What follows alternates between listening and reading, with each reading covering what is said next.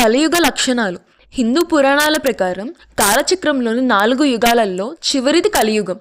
ప్రస్తుతం సమాజంలో మనం చూస్తున్న అనేక మార్పులు, దుర్మార్గాలు మరియు మానవ ప్రవర్తనలోని మార్పులు పురాణాలు వేల ఏళ్ల క్రితమే కలియుగ లక్షణాలుగా వివరించాయి. శ్రీమద్ భాగవతం మరియు ఇతర పురాణాల ప్రకారం కలియుగ ప్రధాన లక్షణాలు ఇక్కడ ఉన్నాయి. ధర్మం మరియు ఆధ్యాత్మికత క్షీణించడం. కలియుగంలో ధర్మం కేవలం ఒక పాదం మీద మాత్రమే నడుస్తుంది. అధర్మం రాజ్యమేలుతుంది. అబద్ధమాడడం, హింస, సోమరితనం మరియు వృత్త పదార్థాలకు అలవాటు పడడం వంటివి పెరుగుతాయి. పవిత్రత లోపిస్తుంది. కేవలం స్నానం చేస్తేనే శరీరం శుద్ధి అవుతుందని భావిస్తారు. జుట్టు పెంచుకోవడమే అందం అనుకుంటారు. కపట భక్తి. భక్తి అనేది కేవలం ప్రదర్శన కోసం మాత్రమే ఉంటుంది. నిజాయితీ లేని గురువులు, మోసపూర్వక ఆధ్యాత్మికత పెరుగుతుంది. సామాజిక మరియు మానవ సంబంధాలు. ధనమే ప్రమాణికం.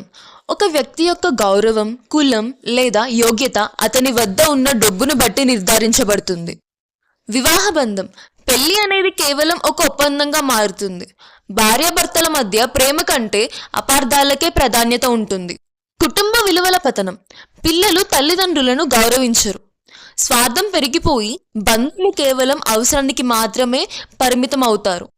పాలన మరియు రాజకీయాలు. అక్రమ పాలన. రాజులు ప్రజలను రక్షించేవారే కాకుండా పన్నుల పేరుతో ప్రజల ధాన్యాన్ని దోచుకునే వారిగా మారుతారు.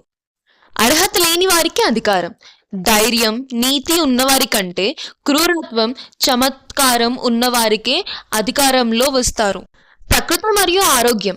వయస్సు మరియు ఆయుష్. కలియుగంలో మనుషుల సగటు వయస్సు క్రమంగా తగ్గిపోతుంది. అది చిన్న వయసులోనే వృద్ధాప్య లక్షణాలు కనిపిస్తాయి. కరువు కాటకాలు. భూమి సారహీనంగా మారుతుంది. సరైన సమయానికి వర్షాలు కురవవు.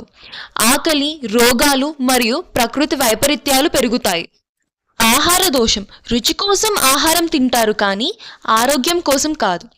ఆహారంలో సారం తగ్గిపోతుంది. కలియుగంలో మోక్ష మార్గం ఎలా పొందాలో మీకు తెలుసా? పురాణాలు కలియుగంలోని కష్టాలను చెబుతూనే ఒక సులభమైన ఉపాయాన్ని కూడా వివరించాయి. కలౌ కేశవ కీర్తన అంటే ఏంటో తెలుసా? కృతయుగంలో ధ్యానం, త్రేతాయుగంలో యజ్ఞాలు, ద్వాపర యుగంలో అర్చనల ద్వారా పొందే ఫలితాన్ని కలియుగంలో కేవలం భగవంతుని నామస్మరణాన్ని ద్వారా పొందవచ్చు. కలియుగంలోని వ్యక్తిగత ప్రవర్తనలో మార్పులు. మొదటిది జ్ఞానం కన్నా అహంకారం. పాండిత్యం అంటే కేవలం వాదించడం లేదా నోటి మాటలకే పరిమితం అవుతుంది. నిజమైన అనుభవం లేకపోయినా తామే గొప్ప జ్ఞానులమని ప్రజలు విర్రవీగుతారు. శౌచం, పరిశుభ్రత. అంతర్గత శుద్ధి కంటే బాహ్య అలంకరణకే ప్రాధాన్యత ఇస్తారు. దూర తీర్థాలే పవిత్రం.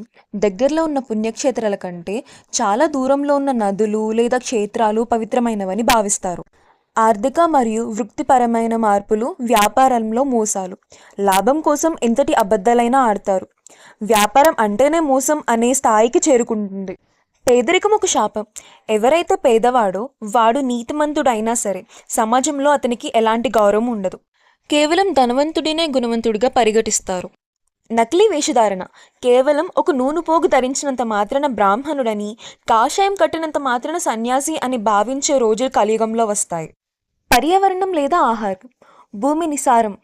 చెట్లు చిన్నవిగా మారిపోతాయి. మొక్కజొన్న పొత్తులు కూడా సరిగ్గా పండవు. ఆవులు పాలు ఇవ్వవు లేదా మేకలు చిన్నవిగా మారిపోతాయి. నదులు ఎండిపోతాయి. మేఘాలు వర్షాన్ని కురిపించవు. ప్రజలు ఆకలితో దప్పికలతో అల్లాడిపోతారు. రోగాల వల్ల, కలుషితం వల్ల మానవుల ఆయుష్ కేవలం 20 లేదా 30 ఏళ్లకే పరిమితమయ్యే కాలం మన కలియుగంలో ఏర్పడుతుంది. భవిష్యత్తులో ఏం జరుగుతుంది? పురాణాల ప్రకారం కలియుగం అంతరించే దశకు చేరినప్పుడు లోకంలో ధర్మం అనే మాటే వినిపించదు.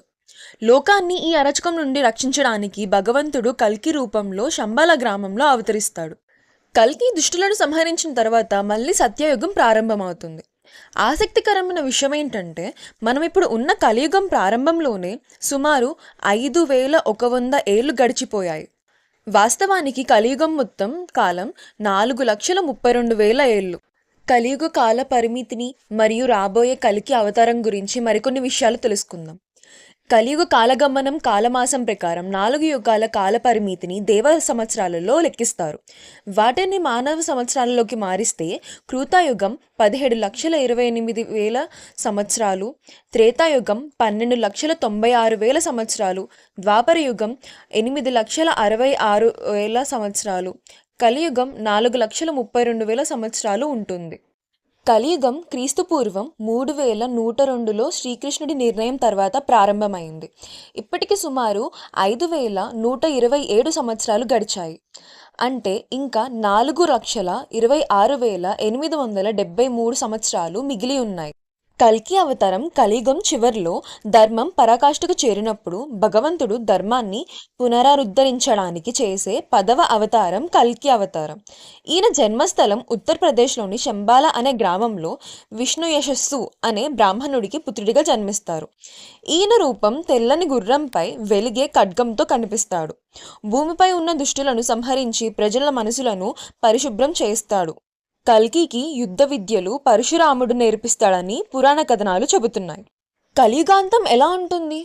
కలియుగం ముగిసే సమయానికి పరిస్థితులు భయంకరంగా ఉంటాయని వివరించబడుతుంది. మానవుల వయస్సు 12 నుండి 20 ఏళ్లకు పడిపోతుంది. మనిషి ఎత్తు చాలా తగ్గిపోతుంది. ఆహారం దొరకక మనుషులు ఒకరినొకరు హింసించే పరిస్థితికి వస్తుంది. కల్కి అవతారం తర్వాత సూర్యచంద్రులు బ్రహ్మస్పతులు కలిసి పుష్యమి నక్షత్రంలోకి వచ్చినప్పుడు మళ్ళీ సత్యయుగం ప్రారంభమవుతుంది. కలియుగంలో మనం చేయగలిగిందేంటి? కలియుగంలో దోషాలు ఎన్ని ఉన్నా ఒక గొప్ప లాభం ఉందని భాగవతం చెబుతుంది. అది నామ సంకీర్తనం. పదే పదే యాగాలు కఠిన తపస్సులు చేయలేకపోయినా మనసులో దైవనామాన్ని స్మరిస్తే చాలు మోక్షం లభిస్తుంది.